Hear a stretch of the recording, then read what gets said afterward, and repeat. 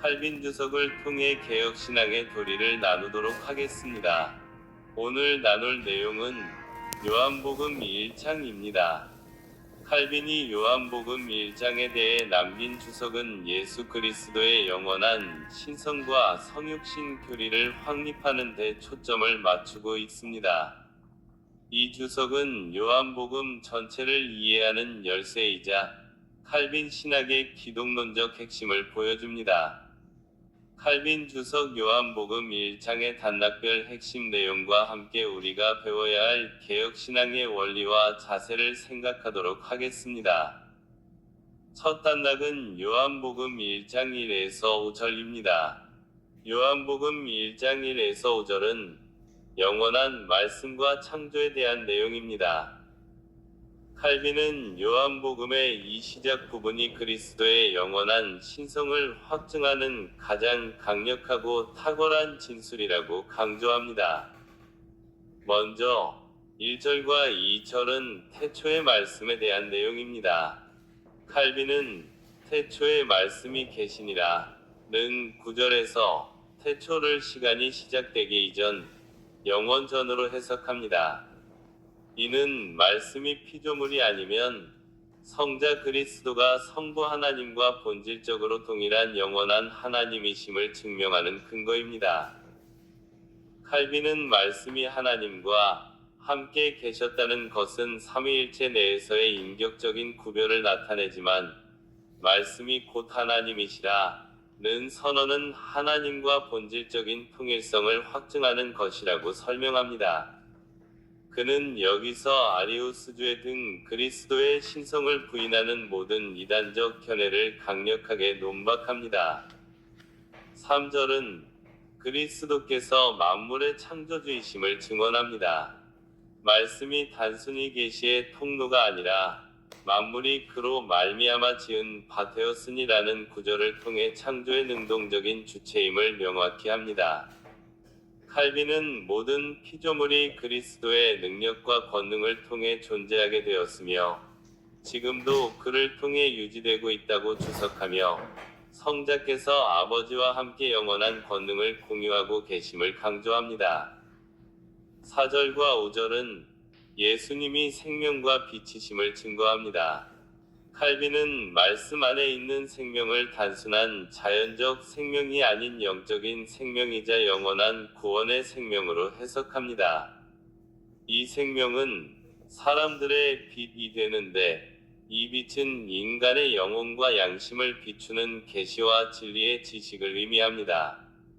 어둠은 죄로 인해 타락하여 영적인 눈이 멀고 하나님을 알지 못하는 인간의 무지와 완악함을 상징합니다. 어둠이 깨닫지 못하더라 는 구절을 통해 인간의 타락한 이성은 하나님의 진리를 스스로 이해할 수 없음을 지적하며 오직 하나님의 주권적인 은혜만이 이 맹목성을 뚫고 들어올 수 있음을 암시합니다. 요한복음 1장 1에서 5절은 우리에게 다음과 같은 신앙의 도리와 자세를 가르쳐 줍니다. 칼빈은 태초의 말씀이 계시니라 는 9절에서 그리스도가 창조주 하나님과 동등한 영원하신 하나님이심을 확증합니다. 이는 그리스도를 단지 뛰어난 선지자나 피조물로 보는 모든 이단적 가르침을 단호히 배격하며 구원의 주체로서 그리스도의 능력과 권위의 근거가 됩니다. 개혁주의 신앙은 오직 삼위일체 하나님만이 경배와 순종의 대상이심을 선포하며 말씀이신 그리스도의 완전한 신성을 믿는 것이 구원의 확신을 위한 필수적인 전제임을 가르칩니다. 개혁주의 신앙은 오직 삼위일체 하나님만이 경배와 순종의 대상이심을 선포하며 말씀이신 그리스도의 완전한 신성을 믿는 것이 구원의 확신을 위한 필수적인 전제임을 가르칩니다. 말씀을 통해 만물이 창조되었고 그 안에 생명이 있음을 주석하면서 칼빈은 인간이 생명과 구원을 오직 그리스도에게서만 찾아야 함을 역설합니다. 인간의 생명, 빛, 존재 자체가 그리스도께 달려있기에 성도는 자신의 지혜나 능력, 세상의 어떤 것에도 위존하지 않고 오직 그리스도에게만 전적으로 위지하는 겸손하고 철저한 위존의 자세를 가져야 합니다. 두 번째 단락은 요한복음 1장 6에서 13절입니다. 세례 요한을 소개하면서 예수님이야말로 참 빛이심을 언급합니다. 칼빈은 세례 요한의 증언을 통해 그리스도의 빛이 명확히 드러나고 구원의 본질인 하나님의 자녀됨의 근거가 오직 은혜에 있음을 천명합니다. 6에서 8절은 세례 요한의 역할을 말합니다. 칼빈은 요한이 하나님께로부터 보내심을 받은 사람임을 강조하며 요한은 자신의 권위가 아닌 하나님의 명령에 따른 사명자임을 명확히 합니다. 요한이 빛을 증언하러 왔다는 것은 그가 참 빛인 그리스도가 아니면 오직 그 빛을 가리키는 도구일 뿐임을 거듭 강조합니다. 이는 복음 전도자가 자신의 영광을 구하지 않고 오직 그리스도만을 높여야 함을 가르치는 목회적인 교훈이기도 합니다. 9에서 11절은 빛이 비추었지만 세상이 거부하였다는 언급입니다. 참 빛 곧 세상에 와서 각 사람에게 비추는 빛은 그리스도가 구원의 계시를 온 세상에 가져오셨음을 의미합니다. 칼빈은 이것이 모든 인간의 이성 속에 자연적으로 빛나는 일반 은총을 의미할 수도 있으나 더 중요한 것은 오직 그리스도를 통해서만 구원에 이르는 충만한 진리가 주어진다는 점을 강조합니다.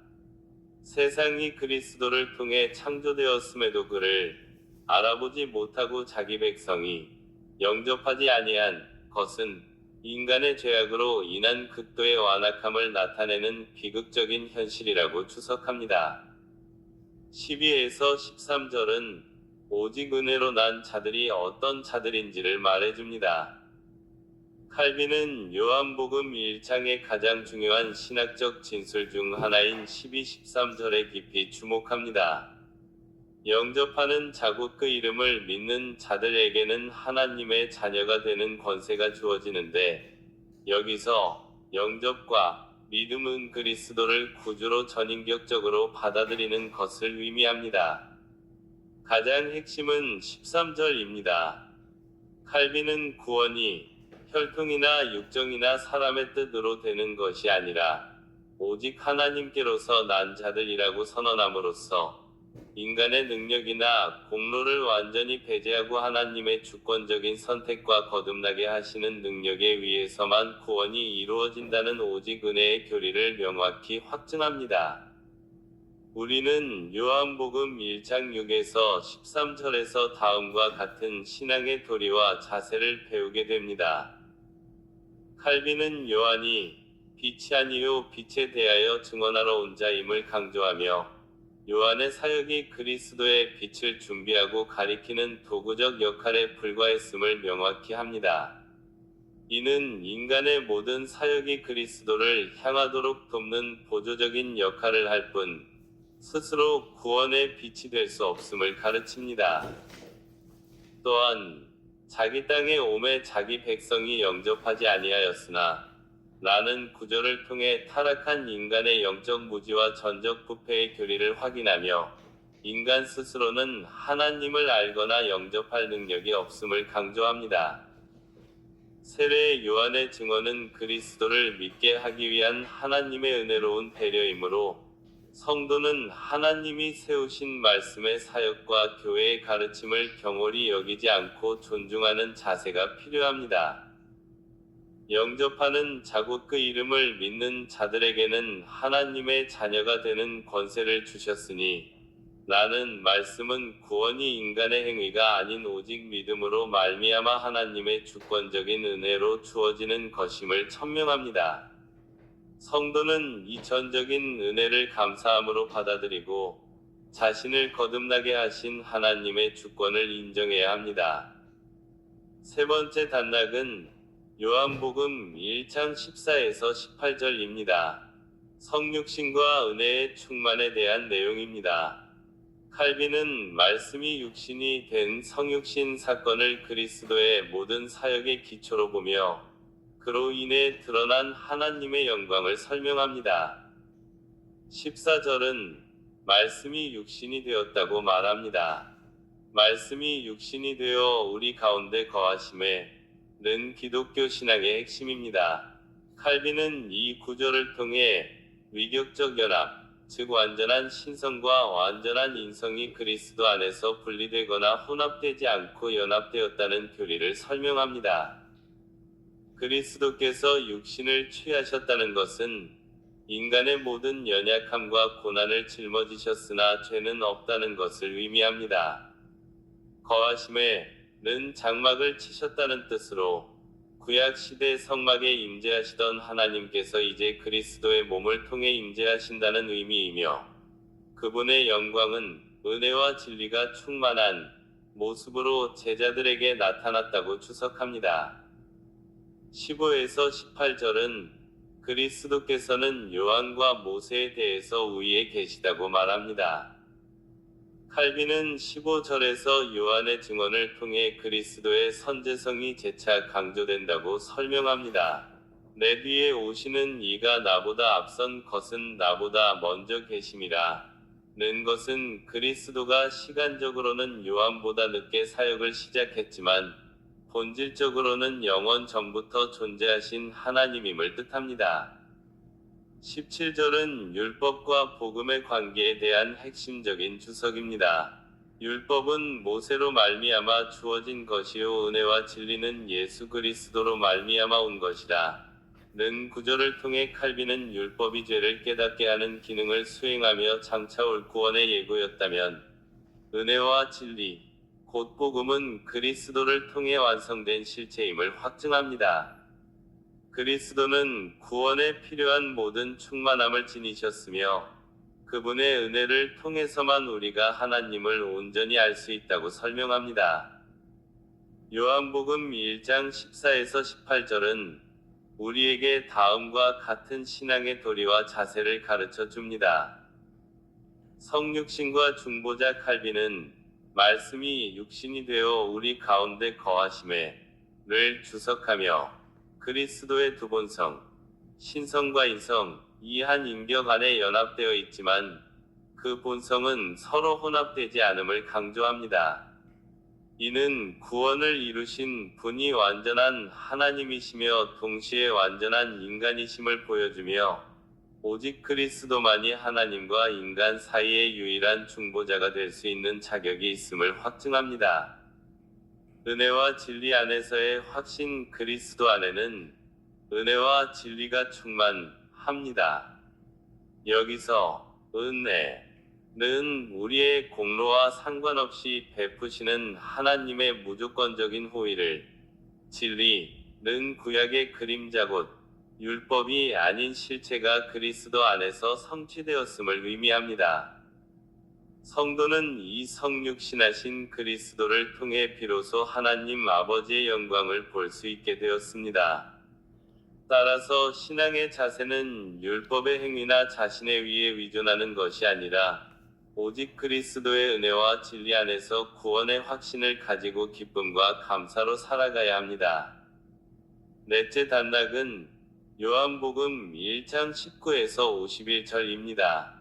하나님의 어린 양에 대한 증언입니다.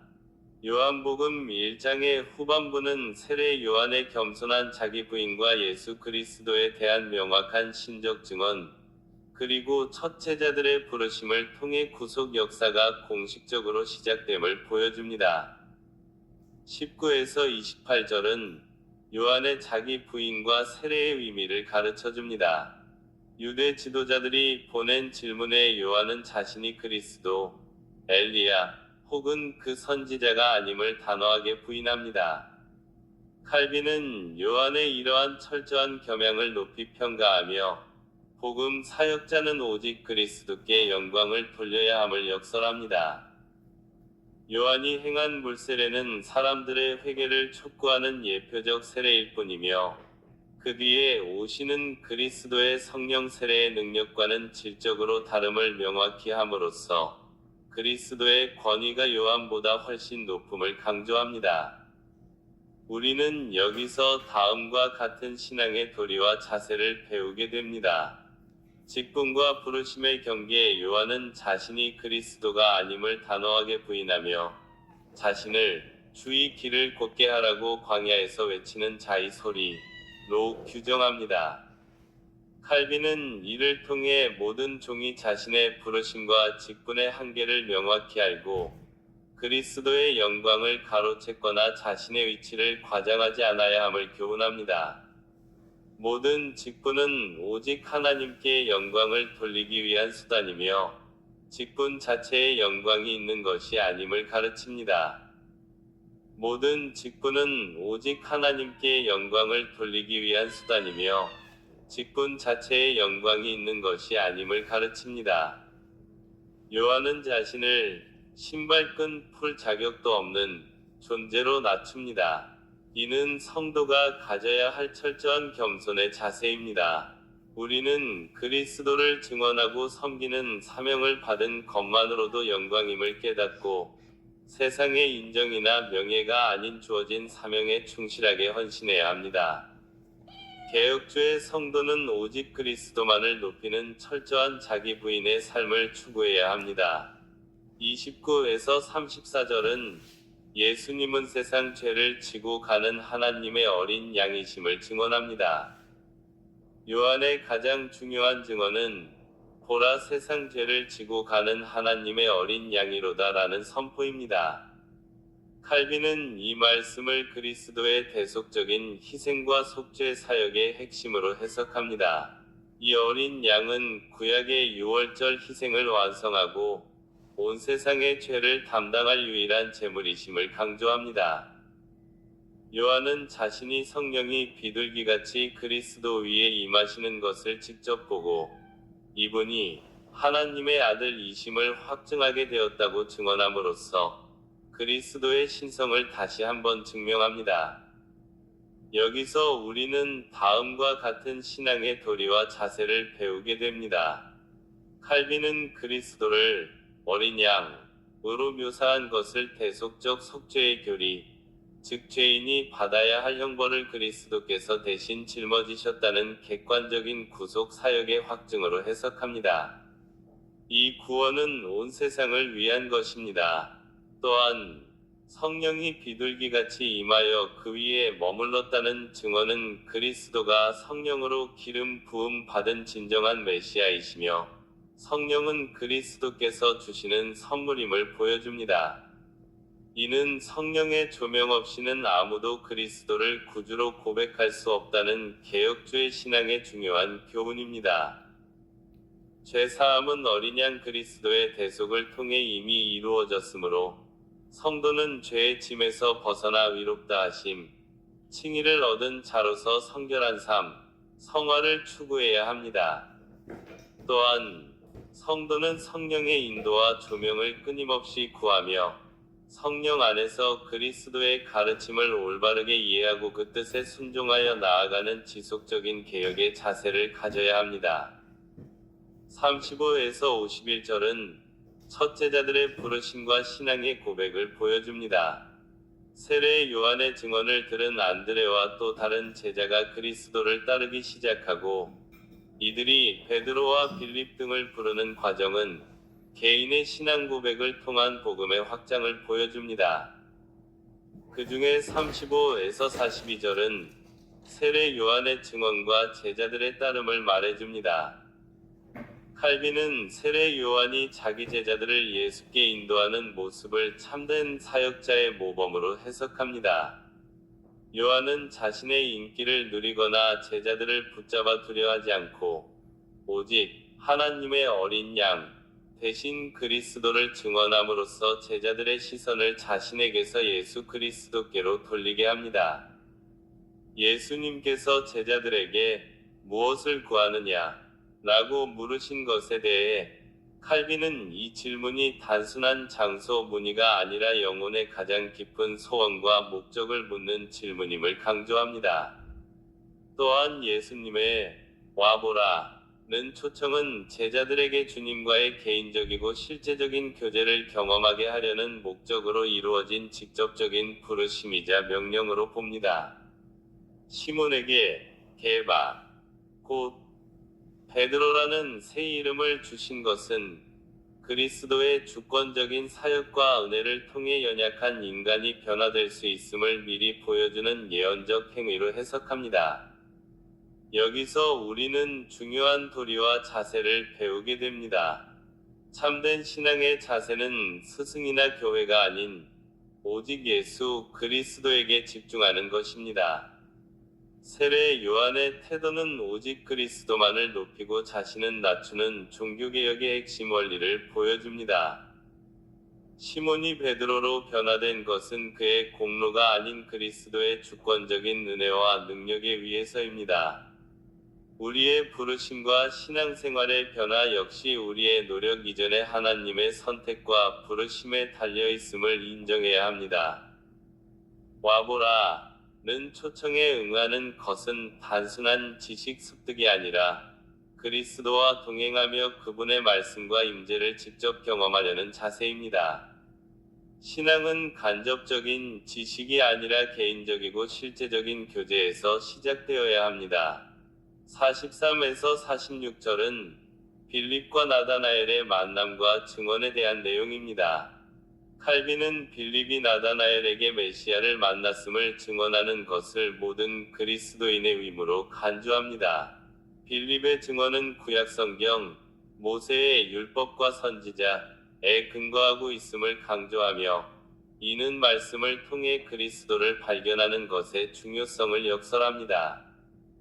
나다나엘의 회의적인 질문, 나사렛에서 무슨 선한 것이 날 수 있느냐?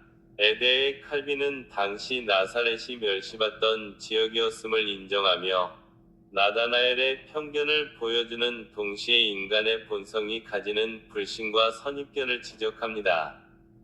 그러나 빌립이 제시한 와보라 는 대답은 나다나엘의 선입견을 논쟁이 아닌 직접적인 경험으로 극복하게 하는 가장 효과적이고 온건한 방법임을 강조합니다. 여기서 우리는 다음과 같은 신앙의 도리와 자세를 배우게 됩니다. 빌립이 구약 성경을 인용하여 그리스도를 증언한 것은 오직 성경이 신앙과 삶의 유일한 표준임을 보여줍니다. 복음 전도는 반드시 하나님의 말씀에 근거해야 합니다. 나다나엘의 회의에 대한 와보라 는 대답은 신학적인 논쟁보다는 그리스도와의 인격적인 만남을 통해 진리를 경험하게 하라는 실천적 교훈을 제공합니다. 이는 복음의 능력이 이론이 아닌 삶과 경험 속에서 나타남을 믿는 자세입니다. 복음에 대한 세상의 조롱이나 편견, 나사렛에 대한 편견처럼 이 있을 때 성도는 냉소주의에 빠지지 않고 겸손하게 진리를 제시하며 때로는 자신의 경험과 삶을 통해 그리스도를 증거해야 합니다. 47에서 51절은 예수님의 관찰과 나다나엘의 고백에 대한 내용입니다. 예수님께서 나다나엘을 보시고 보라 이는 참으로 이스라엘 사람이라 그 속에 간사한 것이 없도다 라고 말씀하신 것에 대해 칼빈은 이 칭찬이 나다나엘의 타고난 도덕성 때문이 아니라 그가 정직하고 진실되게 하나님을 찾는 마음을 가졌기 때문이라고 해석합니다. 간사함이 없음은 위선이나 거짓이 없이 오직 진실만을 추구하는 태도를 의미하며 이는 진정한 메시아를 알아볼 준비된 심령을 나타냅니다. 예수님께서 빌립이 부르기 전 무화과나무 아래에 있을 때에 보았노라 라고 말씀하신 것은 그리스도의 신성, 즉 전지성을 명확하게 드러내는 사건임을 강조합니다. 이 놀라운 예지력 앞에 나다나엘은 즉시 당신은 하나님의 아들이시요 당신은 이스라엘의 임금이로소이다 라는 위대한 신앙 고백을 합니다. 마지막으로 예수님께서 이보다 더 큰 일을 보리라 곧 하늘이 열리고 하나님의 사자들이 인자 위에 오르락내리락 하는 것을 보리라 고 하신 말씀은 그리스도가 하늘과 땅을 연결하는 유일한 중보자이시며 야곱의 사닥다리 비유, 그의 사역을 통해 하나님과의 온전한 교제가 회복될 것임을 약속하는 것으로 해석합니다. 여기서 우리는 다음과 같은 신앙의 도리와 자세를 배우게 됩니다. 간사함이 없음은 하나님 앞에서 진실하고 정직한 마음을 가지는 것을 개혁신앙의 중요한 자세로 요구합니다. 이는 위선적인 종교행위를 배격하고 내면의 정직함을 통해 구원의 빛을 갈망하는 태도입니다. 나다나엘의 고백은 그리스도의 신성, 하나님의 아들, 과왕 되심, 이스라엘의 임금을 인정하는 것이 참된 믿음의 핵심임을 보여줍니다. 구원은 오직 이 그리스도를 믿음으로써 얻습니다. 51절의 약속은 예수 그리스도만이 하늘과 땅 사이를 잇는 유일한 중보자이심을 확증합니다. 개혁신앙은 인간이 스스로의 힘으로는 하나님께 나아갈 수 없으며 오직 그리스도의 대속적인 중보 사역을 통해서만 구원과 하나님 나라의 축복을 누릴 수 있음을 고백합니다. 그리스도와의 만남은 우리의 작은 믿음을 넘어 더욱 크고 놀라운 하나님 나라의 실제, 하늘이 열리는 를 경험하게 합니다. 성도는 현실의 어려움 속에서도 그리스도를 통해 약속된 종말론적 소망을 바라보며 살아가야 합니다. 칼빈의 요한복음 1장 주석은 그리스도의 완전한 신성과 인성, 대속 사역, 그리고 오직 은혜로 말미암는 구원이라는 개혁주의의 근본 교리를 치밀한 본문 해석을 통해 굳건히 세우고 있습니다. 칼빈의 요한복음 1장 주석은 그리스도의 절대적인 영광과 주권을 중심으로 개혁주의 신앙의 핵심 원리들을 제시합니다. 솔라 스크립투라, 오직 성경, 말씀을 통해 그리스도의 신성과 사역을 명확히 증언하는 칼빈의 주석 방법 자체가 성경의 권위를 확증합니다. 솔루스 크리스터스, 오직 그리스도, 그리스도의 영원한 신성, 성육신, 대속적 속죄를 통해 그분만이 유일한 구원자이심을 강조합니다. 솔라 그라치아, 오직 은혜, 인간의 전적 무능함을 인지하고 하나님의 자녀됨이 오직 하나님의 무조건적인 은혜로 주어짐을 고백하게 합니다. 솔라 파이드, 오직 믿음, 그리스도를 영접하고 그 이름을 믿는 것이 구원의 유일한 길임을 제시합니다. 솔리디오 글로리아, 오직 하나님께 영광. 모든 직분과 사역이 그리스도의 영광을 드러내는 도구일 뿐임을 가르치며 철저한 겸손과 헌신의 자세를 촉구합니다. 칼빈 주석을 통해 성도는 이 원리들을 지적인 동의를 넘어 전적인 위종과 순종의 삶으로 구현해 나가는 실천적인 신앙의 자세를 형성하게 됩니다. 감사합니다.